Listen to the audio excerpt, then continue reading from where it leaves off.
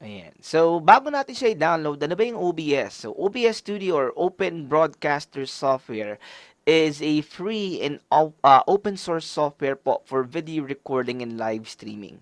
So, ginagamit po itong OBS hindi lamang po sa pag-live streaming, kundi rin sa pagre-record ng mga video. Okay? Mas professional looking kasi marami siyang mga scenes na pwede mong gamitin or pwedeng ilagay at marami mga pa-effect pa yan. Okay? So, ang pinaka-importante rito guys, this is free. Okay? So, paano nga ba natin i-download yung OBS? Okay? All you have to do is, of course, go to google.com and type in OBS. And then, ayun na po, yung link ng pagda-download na natin.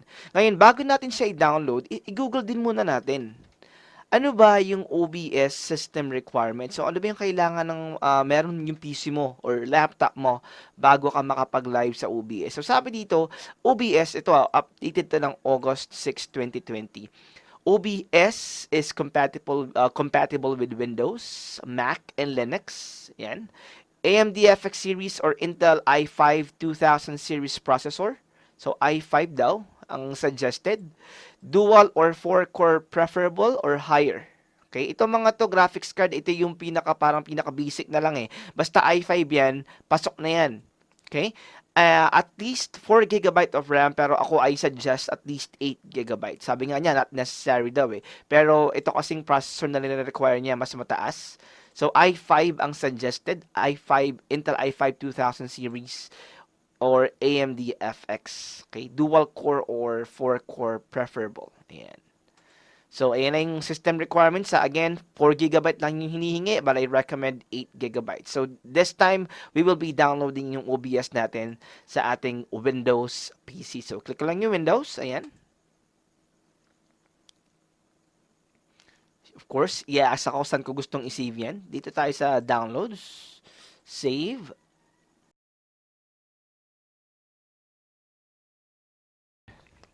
Okay, pagkatapos niya mag-download, of course, all you have to do is open it. So, punta ka sa pinag-savean mo, folder, downloads, ayan, double-click to install. So, ganun lang kasimple mag-install ng OBS, guys, ha. Napakabilis lang. Yan. So, maglaro na yan. Mag-i-install na siya. Kikita nyo, may umiikot-ikot, oh. So, yun, yan. Nag-a-ask ng authorization. Yes ko lang. Next. Next, saan ko daw gustong i-save? Okay, program files, installing. So, napakabilis lang mag-install, di ba? Napakabilis lang. Nag-extract na siya.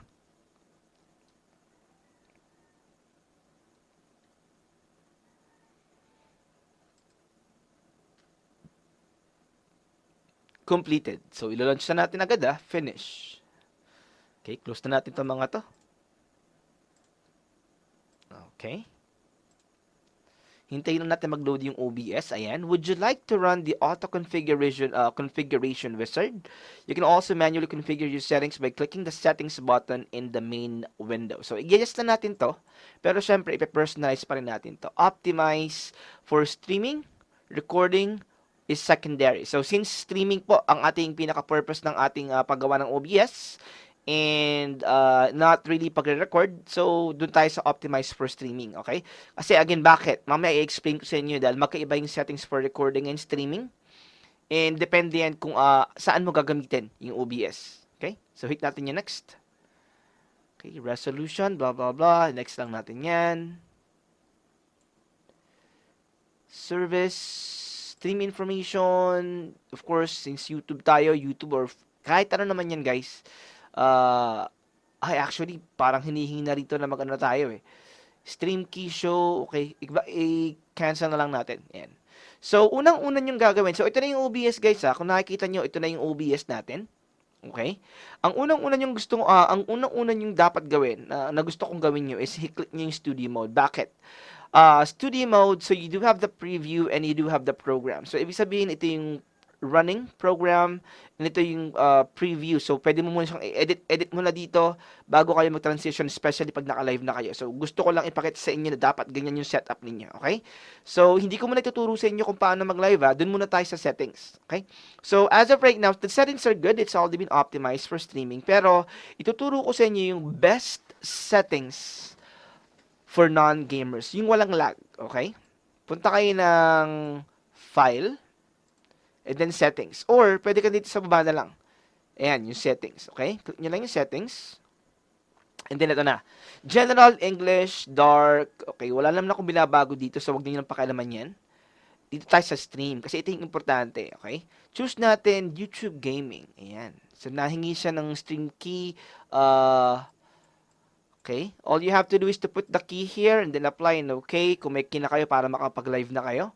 But, since hindi pa tayo mag-live, hindi muna natin yung gagalawin. Dito tayo sa output. Ayan. So, ito yung sinasabi ko kanina, guys, na iba yung sa streaming, iba yung sa recording.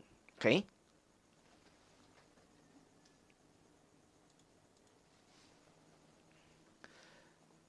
So, video bitrate. Okay, dito tayo sa advanced. Kasi nakasimple to eh. Punta tayo ng advanced. Ayan. Para ma-personalize natin yung sa recording at saka yung sa streaming. Okay? So, like, for example, gusto nyo mag-record using OBS, I will also provide you a settings na pang-record na hindi masyadong mabigat sa inyong PC, na walang lag. Okay?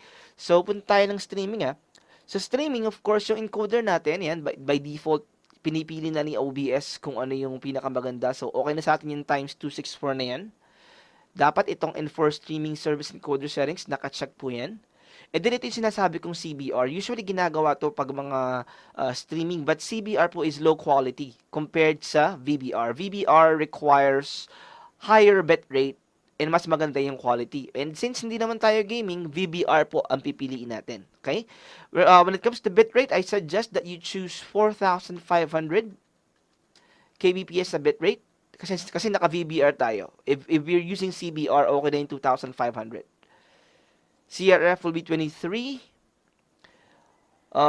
CPU usage, it can be very fast or ultra fast. Okay, very fast na lang tayo. Depende pa rin yan sa inyong processor. And then, okay na po tayo dyan. Okay, so we're good with streaming. Doon naman tayo sa recording. Type, standard. Ito yung recording path. Saan mo gustong ma-save yung i-record mo. So, pwede kang pumili ng folder. Alam niyo naman siguro kung paano yan. All you have to do is click on browse and then piliin yung folder kung saan nyo gustong ma-save yung mga videos na i-record nyo sa OBS. So, like for example, punta kayo ng documents, create kayo ng bagong folder. Tapos, lagay nyo OBS recordings. Yan, pwede ganyan. Select folder na kayo. And then, automatically, pag nag-record kayo using OBS, dyan po pupunta. Okay? And then, ito pong recording format, I suggest that you make it MP4. Bakit MP4? MP4 po, mas maliit yung file itself. Okay? Pero, balance quality na siya. Balance na siya ng size and quality. Okay? So, again, this is for recording naman.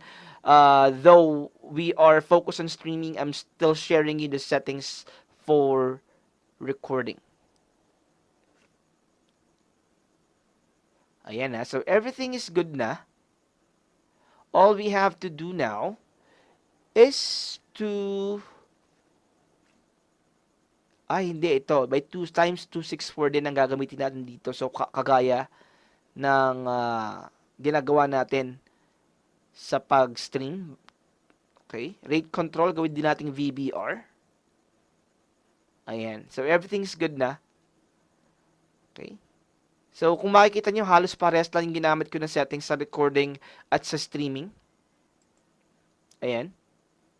So, again, sa streaming, guys, tandaan nyo maigi yung minigay kong settings sa inyo kasi ito yung ginagamit kong settings na hindi ako naglalag. Okay? Recording. Okay, and then I'll hit apply, then okay. So again guys, yun lang po sa ngayon ang tuturo ko. Paano i-download yung OBS and yung perfect settings for OBS for non gamers. Okay? I hope nagustuhan nyo. Abangan nyo yung second episode. Bye!